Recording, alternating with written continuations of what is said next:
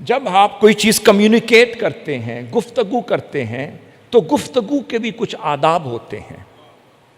جب آپ اپنا پیغام اور اس کا ابلاغ کرتے ہیں، اس کے بھی کچھ آداب ہوتے ہیں کہ گفتگو کیسے کرنی ہے.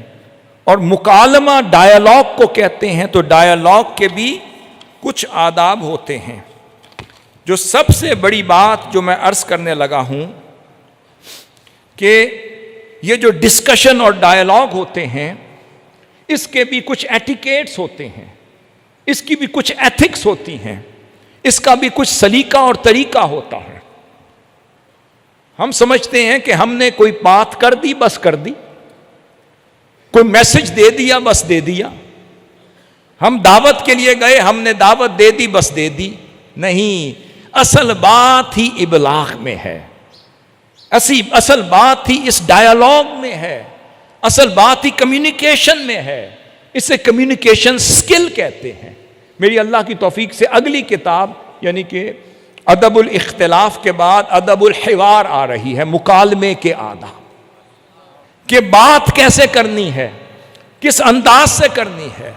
اب ایک حصہ میری گفتگو کا ہو سکتا ہے ہم اگلی گفتگو میں سورہ یوسف اور سیدنا موسیٰ علیہ السلام کا، سیدنا یوسف علیہ السلام کا کہ احوال کو اکٹھا کر لیں، مگر میں تھوڑا سا وقت اس حوار پر بھی لگانا چاہتا ہوں کہ انبیاء علیہ السلام کی جب مقدس سیرت کو دیکھتے ہیں، ان کے سوانح حیات کو دیکھتے ہیں، ان کے ابلاغ کو دیکھتے ہیں، ان کی تبلیغ کو دیکھتے ہیں، ان کی کمیونیکیشن کو دیکھتے ہیں، ان کے مکالمے کو دیکھتے ہیں، تو ہمیں اس مکالمے ڈائیلاگ کی 20 قسمیں نظر آتی ہیں. اور یہ ساری میں نے اللہ کی توفیق سے قرآن مجید سے اخذ کی ہے. ایک وہ مکالمہ ہے جو انبیاء اللہ رب العزت کی بارگاہ میں کرتے رہے، اس کے آداب اور ہیں. ایک وہ مکالمہ ہے جو اپنی قوموں کے ساتھ کرتے رہے.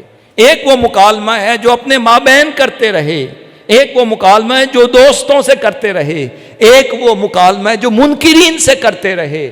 ایک وہ مکالمہ ہے جو مخالفین سے کرتے رہے. ایک وہ مکالمہ ہے جو مخاصمین سے کرتے رہے. ایک وہ مکالمہ ہے جو پیاروں سے کرتے رہے. اور ایک وہ مکالمہ ہے جو رحماء بینہم سے کرتے رہے. اور ایک وہ مکالمہ جو اشداء علی الکفار سے کرتے رہے.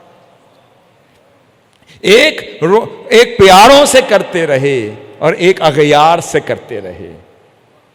اب ان کی بھی کچھ آداب ہیں.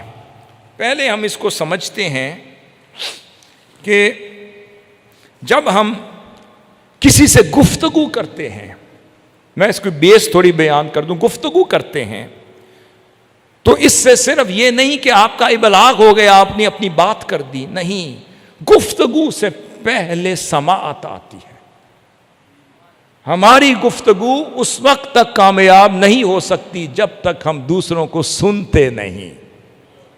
جو سنتا نہیں وہ پاتا نہیں، جو سن نہیں سکتا وہ پا نہیں سکتا، اور جو پا جاتا ہے وہ چھا جاتا ہے، وہی حقیقی لیڈر ہو جاتا ہے.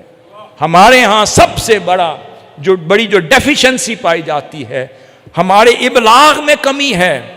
میں اس کی کئی جہتوں سے اسے عرض کرنا چاہوں گا. ہمارے مکالمے میں کمی رہ جاتی ہے. ہمارے ہاں جنریشن گیپ واقع ہو جاتا ہے. جس کو جس سطح کی بات کرنی ہو، ہم مخاطب کسی سے ہوتے ہیں، بات کسی اور انداز سے کر رہے ہوتے ہیں، دھیان کہیں اور ہوتا ہے اور بات کسی اور سے کر رہے ہوتے ہیں، اور گھر آ کر کہتے ہیں میں نے تو بات کر دی، وہ عمل ہو گیا ہوگا. شام کو جا کر دیکھتے ہیں وہ تعمیل نہیں ہوتی، تو آپ کیا کرتے ہیں؟ جھگڑتے ہیں، مجادلے میں چلے جاتے ہیں، مشاجرے میں چلے جاتے ہیں، پھر اپنی رگوں کو پھلا لیتے ہیں، پھر اپنا بلڈ پریشر ہائی کر جاتے ہیں، پھر and of the day heart attack کا شکار ہو کر بیٹھ جاتے ہیں. تو کیا بات ہوئی؟ اصل جڑ پکڑیں. جڑ یہ ہے کہ ابلاغ میں کمی تھی، کمیونیکیشن میں کمی تھی. اس کمیونیکیشن کو پراپر طریقے سے کمیونیکیٹ، اس میسج کو کمیونیکیٹ نہیں کیا گیا، وہ بات کا ابلاغ صحیح نہیں ہوا. اب اس کی وجہ کیا ہے؟ ہم نے اپنی بات تو کر دی، اگلے غریب کی بات نہیں سنی. وہ بیچارہ بولتا چلا گیا، آپ بھی بولتے چلے گئے. میں اس کی ایک مثال دیتا ہوں، بڑا خوبصورت واقعہ ہے. حضور شیخ الاسلام فرماتے ہیں کہ ایک روز میں یونیورسٹی لا کالج میں ہوتا تھا، جب لیکچرر ہوتے تھے، پروفیسر ہوتے تھے، فرماتے تھے میں کوریڈور سے گزر رہا تھا تو وہاں کے وائس چانسلر صاحب اپنے نائب قاصد سے جھگڑ رہے تھے اور اسے ڈانٹ رہے تھے اور اسے کہہ رہے تھے کہ بھئی تمہیں عقل نہیں ہے، میں روزانہ تمہیں سمجھاتا ہوں پھر الٹ کرتے ہو، میں کہتا ہوں میری کتاب کو ایسے رکھو تم ایسے رکھتے ہو، ڈسٹر کو ایسے رکھو ایسے رکھتے ہو، میری چیزوں کو ایسے رکھو ایسے رکھو، تمہارے میں عقل نہیں ہے، تم میری بات نہیں سمجھتے۔ اتنے میں انہوں نے حضور شیخ الاسلام کو گزرتے ہوئے دیکھا تو مخاطب ہو کے کہنے پروفیسر صاحب ذرا ادھر آئیں نا، ہمارا مسئلہ حل کریں۔ آپ نے فرمایا ہاں جی وائس چانسلر صاحب کیا بات ہے؟ فرمایا دیکھیں کہ یہ تو بے عقل آدمی ہے، میں روزانہ اسے سمجھاتا ہوں، یہ اس کا الٹ کرتا ہے، آپ اسے سمجھائیں کہ میری بات تو سمجھے۔ آپ نے بڑے پیار سے فرمایا پروفیسر صاحب اگر اس میں آپ جتنی عقل ہوتی تو یہ نائب قاصد نہ ہوتا، یہ بھی کہیں وائس چانسلر بن کے بیٹھا۔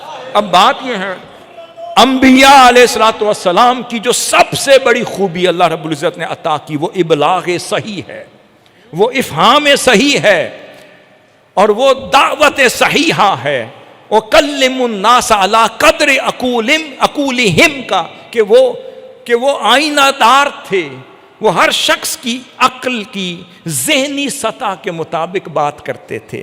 اب آپ کو سمجھ آئی کہ قرآن مجید میں آیات بار بار کیوں دہرائی جاتی ہیں۔